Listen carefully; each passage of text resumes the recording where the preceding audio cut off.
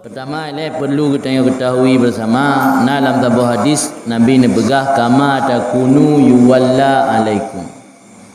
Sebagaimana keadaan kamu didatangkan pemimpin alaikum di atas kamu. Artinya Allah kirim pemimpin ke kitanya menurut kondisi kitanya. Ya kondisi tanya God, kirim pemimpin yang God. Ya kondisi tanya hanagat, ya Allah gebi pemimpin hanagat sesuai dengan kondisi masyarakat. Maka pakai nak kata-kata pemimpin adalah cerminan rakyat. Karena kiban kondisi rakyat menan kondisi pemimpin. Nya harus bertanya ketahui bersama kupu. Baik sabit-sabit yang tak bersalah gop, hantam pernah tak bersalah dro. Mandum-mandum tanya hawa terbena pemimpin lagi Saidina Umar. Rakyat masa Saidina Umar nak tunggu tu rakyat masa Saidina Umar. Rakyat masa Saidina Umar, Saidina Utsman, Saidina Ali, Ibnu Mas'ud, Talha, Zubair bin Awam, Abu Hurairah, guru yang jamin surga oleh Allah tu. Yang rakyat tanya wajar pemimpin Saidina Umar. Mai tanya, kami tak pemimpin bila lagi Saidina Umar.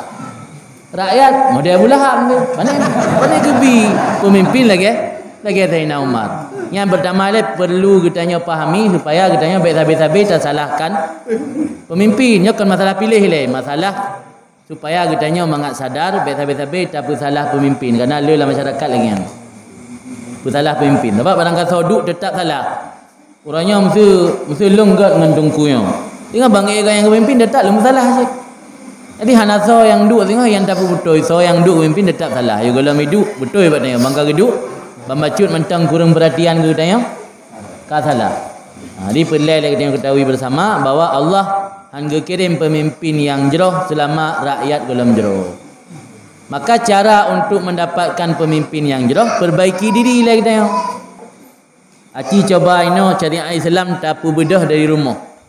Pertama yang menjadi kepala keluarga, kira ayah betul-betul orang cinta ke syariat dan punya ilmu bekal untuk menjalankan syariat. Oh hana luah ilmu getem yakbud, getem temayang, getem mugure. Ketika sabuh rumah ke jalan syariat yang dipimpin oleh sira kepala keluarga, ialah rumahnya nak ayah, nak lako, nak ayah, nak anak, nak perumah. Rumah kedua juga sama, rumah kelih juga sama, rumah keput juga sama dan seterusnya. Jadilah satu dusun yang bersyariat.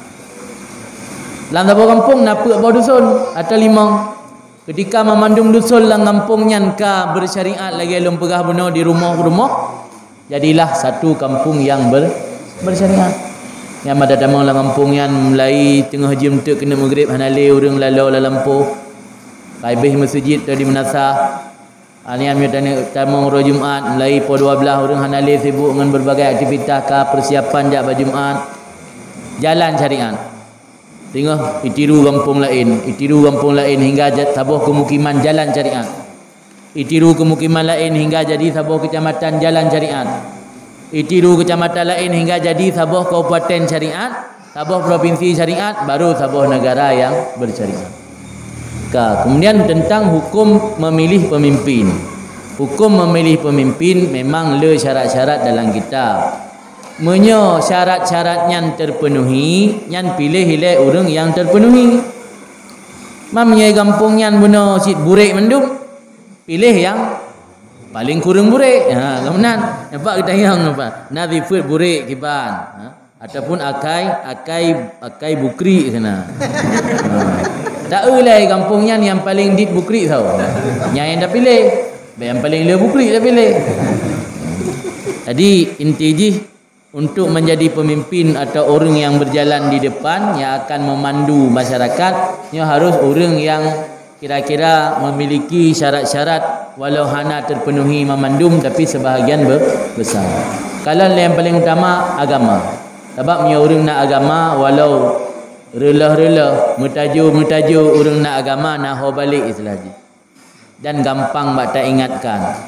Tapi menyogoknya hana agama tak pilih ke pemimpin orang hana landasan agama membacut nya ada tapi ingat hana menerima ingat.